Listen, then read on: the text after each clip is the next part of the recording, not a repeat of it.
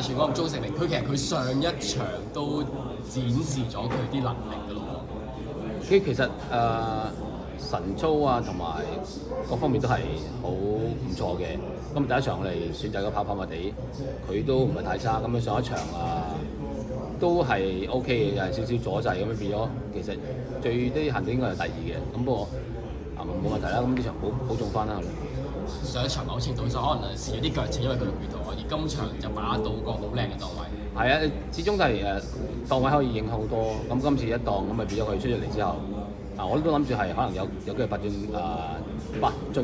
升會放，咁不過佢又慢咗，咁我哋自己放佢。咁啊，似乎呢匹馬即係喺呢匹馬之前喺外地都未輸過啦，喺澳洲嗰邊嚟到香港個水土能適應得都非常之快。點樣睇佢前景咧？